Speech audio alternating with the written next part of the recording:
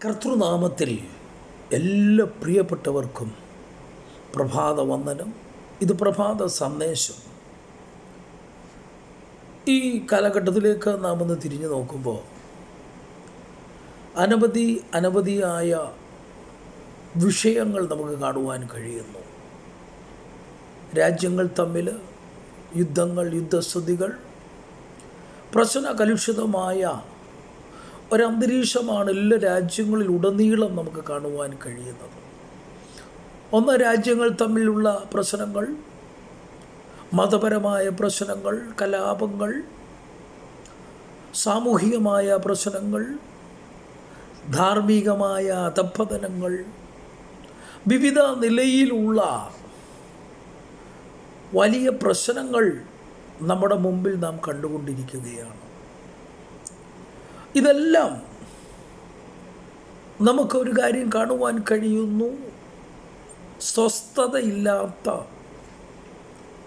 വളരെ ഭയാനകമായിരിക്കുന്ന ഒരു മേഖലയിലേക്ക്, ഒരന്തരീക്ഷത്തിലേക്ക് നീങ്ങുകയാണ്. ഇവിടെ പൗലോസ് അപ്പോസ്തലൻ പറയുന്ന എബ്രായ ലേഖനം 12-ാം അധ്യായം അതിൻ്റെ 28-ാം വാക്യം നമ്മൾ വായിക്കുമ്പോൾ അതിനകത്ത് ഇങ്ങനെ കാണുവാൻ കഴിയുന്നു: ആകയാൽ ഇളകാത്ത രാജ്യം പ്രാപിക്കുന്നത് കൊണ്ട് നന്ദിയുള്ളവരായി ദൈവത്തിന് പ്രസാദം വരുമാറ് ഭക്തിയോടും ഭയത്തോടും കൂടെ സേവ ചെയ്യുക.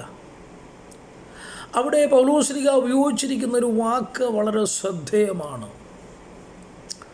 ആകയാൽ ഇളകാത്ത രാജ്യം പ്രാപിക്കുന്നത് കൊണ്ട്. അപ്പോൾ ഇളകാത്ത ഒരു രാജ്യം ഉണ്ട്, സ്ഥാപിക്കപ്പെടുമെന്നും അത് നാം പ്രാപിക്കുന്നവരായി അതിനായിട്ടൊരുങ്ങണം എന്നുള്ള ഒരു ആഹ്വാനം നമുക്കവിടെ കാണുവാൻ കഴിയുന്നു. അതിന് മുകളിലേക്കുള്ള വാക്യങ്ങളെ നാം ശ്രദ്ധിക്കുമ്പോൾ ഇളക്കമുള്ളതിനെ ഇളക്കി മാറ്റി ഇളകാത്തൊരു രാജ്യം സ്ഥാപിക്കും എന്ന്, ഇതെല്ലാം ഇളക്കമുള്ളതാണ്. ഇളക്കമുള്ളതിനെ ഇളക്കി മാറ്റി ഇളക്കമില്ലാത്തൊന്നിനെ സ്ഥാപിക്കും എന്ന് നമുക്കവിടെ കാണുവാൻ കഴിയുന്നു. അങ്ങനെയാണെങ്കിൽ ഇന്ന് കാണുന്ന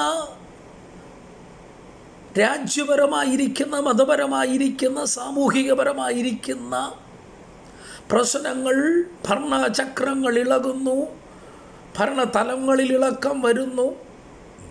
വിവിധ നിലയിൽ രാജഭരണമായിക്കൊള്ളട്ടെ, മാനുഷിക ഭരണമായിക്കൊള്ളട്ടെ, ഏത് നിലയിലുള്ള ഭരണങ്ങളിലെല്ലാം വളരെ അസ്വസ്ഥതകളും അസമാധാനവും നിലനിൽക്കുന്ന ഈ സാഹചര്യത്തിൽ പൗലോസ് അപ്പോസ്തലൻ പറഞ്ഞ വാക്കിന് വളരെയധികം വിലയുണ്ട്.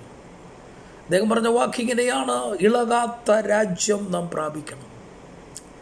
ഒരു ഇളകാത്ത രാജ്യം സർവശക്തനായ കർത്താവായ യേശു ക്രിസ്തുവിനാൽ സ്ഥാപിതമാകും എന്ന് ഈ ഭാഗം നമുക്ക് മനസ്സിലാക്കുവാൻ കഴിയുന്നു.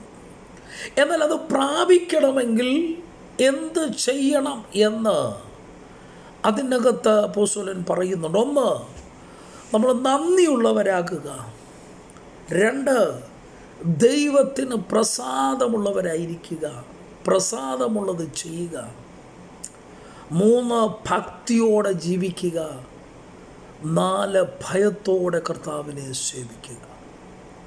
നാലുവിധമായ കാര്യങ്ങളാണ് അപ്പോസ്തലൻ ഇവിടെ ചൂണ്ടിക്കാണിക്കുന്നത്. ഇളകാത്ത രാജ്യം പ്രാപിക്കുവാൻ നമുക്കെല്ലാവർക്കും സാധിക്കും.